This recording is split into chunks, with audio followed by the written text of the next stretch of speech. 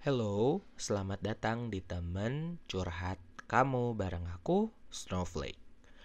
Teman berkeluh kesah tanpa resah. Hola, di video kali ini aku mau ngobrol tentang gimana sih strategi untuk meningkatkan produktivitas. Yuk, kita langsung bahas aja ya. Jadi, di sini ini aku nyomot sebagian dari bukunya David Allen tentang Getting Things Done. Jadi, I have discovered ini di sini David Allen-nya ya. Over the years, the practical value of working personal productivity improvement from the bottom up, starting with the most mundane ground floor level of current activity and commitments. Getting current on and in control. Ini nih. Getting, kekecilan stabilonya.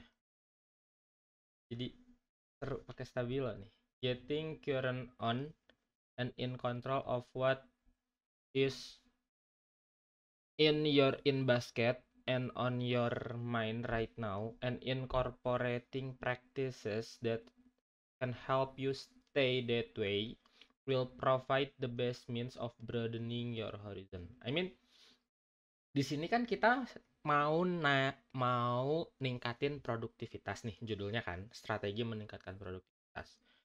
Jadi kalau menurut bukunya yang udah aku baca, dan ini aku ngambil sedikit nih ya. Jadi di sini poinnya adalah from bottom up, starting with the most mundane ground floor level of current activity and commitment. Jadi poinnya lebih kayak kita mulai dari hal yang paling mendasar dulu gitu loh. Hal yang paling mendasar. Karena gini, ngobrolin soal meningkatkan,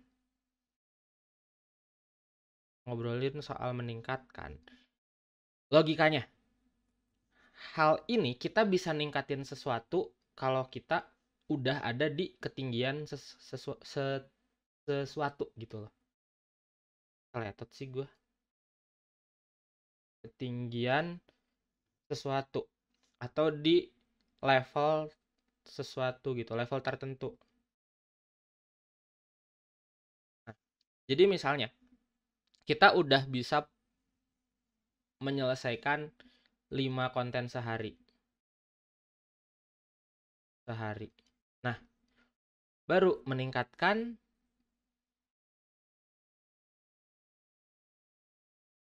per hari jadi misalnya plus 2. Jadi 7 konten per hari misalnya. Nah, jadi pada akhirnya kita perlu tahu dulu nih level produktivitas kita itu ada di mana. Ini yang aku maksud hal yang paling mendasar. Jadi kita cari tahu dulu nih baseline. Baseline produktifnya kita seperti apa? Baseline produktifnya. Karena dengan kita tahu baseline, nanti kita bisa ngukur itu meningkat atau menurun dari baseline. Gitu kan? Dari baseline kita bisa tahu meningkat atau menurun. Oke. Nanti di sini dalam artian menyelesaikan apa yang kamu mulai.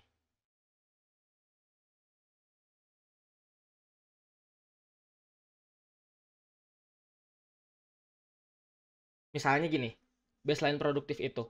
Eh, kamu dikasih kerjaan nih. Misalnya laporan laporan keuangan. Keuangan.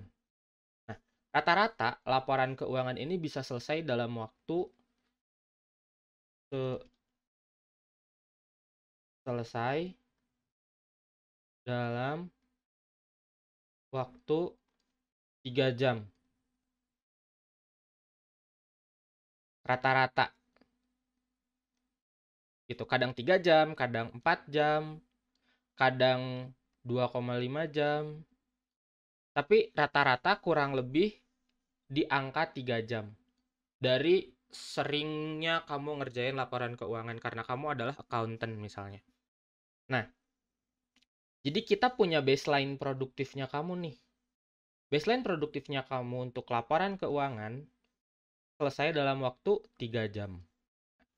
Berarti, kalau misalnya next time kamu ngerjain dan ternyata 4 jam, berarti durasinya bertambah. Baseline produktifnya bisa dibilang menurun lama-lama.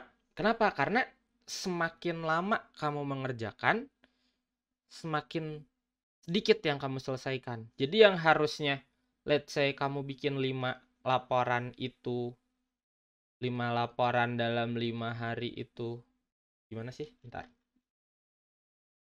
Jadi misalnya gini, ketika kamu terbiasa untuk ngerjain 3 jam, dan ternyata beberapa minggu terakhir atau beberapa hari terakhir kamu ngerjain jadi 4 jam, it means produktivitas kamu menurun. Kenapa menurun? Karena di sini ada waktu tambahan 1 jam plus 1 jadi 4 jam. Yang harusnya misalnya kamu kerja dari jam 9, 10, 11, 12 ini udah selesai, itu kan si laporan keuangannya. Tapi karena kamu biasanya nambah jadi 4 jam, means kamu harus ngerelain plus 1 jam kamu, itu jam 13 baru bisa selesai. Gitu. Tapi kalau misalnya kamu bisa nyelesainnya di 2,5 jam, it means it means produktivitas kamu meningkat. Karena di sini ada yang asalnya 9, 10, 11, 12, jadi 9, 10, 11, 11, 30 udah selesai.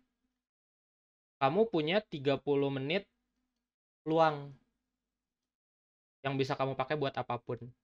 Jadi menurut aku strategi untuk meningkatkan produktivitas adalah di durasinya.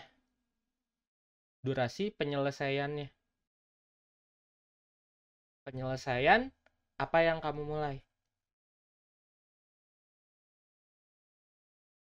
Apa yang kamu mulai. Karena semakin pendek waktunya, kamu bisa mengerjakan lebih banyak di waktu yang lain. Tapi kalau semakin panjang waktunya, waktu untuk mengerjakan yang lain jadi semakin sedikit. Nah, karena ngobrolin soal produktivitas adalah menyelesaikan apa yang dimulai, jadi ketika kamu mau mulai untuk buat laporan, dan rata-rata laporan kamu selesai di 3 jam, maka menurut aku, untuk bisa lebih produktif, untuk bisa meningkatkan produktivitas kamu, gimana caranya dari 3 jam jadi 2,5 jam, or mungkin jadi 2 jam. Memendekkan waktunya untuk bisa menyelesaikan lebih banyak. Jadi itu konsep yang aku pahami untuk bisa meningkatkan produktivitas. Gimana caranya? Yaitu kalau misalnya kalau misalnya di bukunya itu ada yang namanya workflow gitu loh. Workflow-nya, productivity workflow. Productivity workflow atau sistem yang mungkin awalnya bakal belibet-belibet sana sini, tapi yang jelas semakin kamu paham sama productivity workflow kamu, sama productivity system kamu, kerja kamu bisa lebih diperingkas gitu. Selama kamu nguasain apa yang memang perlu kamu kuasain dan kamu juga leluasa buat menyelesaikan aktivitasnya. Bayang nggak sampai sini? Jadi strateginya lebih ke poin utamanya adalah buat diri kamu satu semakin leluasa. Yang kedua adalah semakin mampu. Semakin mampu untuk memperpendek durasi penyelesaian apa yang kamu mulai.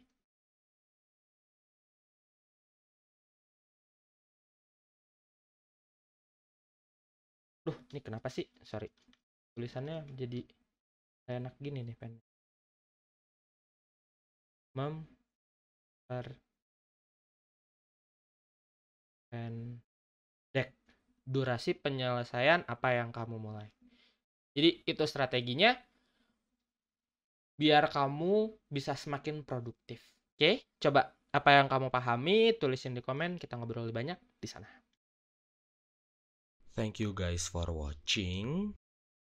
Dan langsung aja subscribe, terus nyalain notifikasinya biar kamu nggak ketinggalan update video selanjutnya.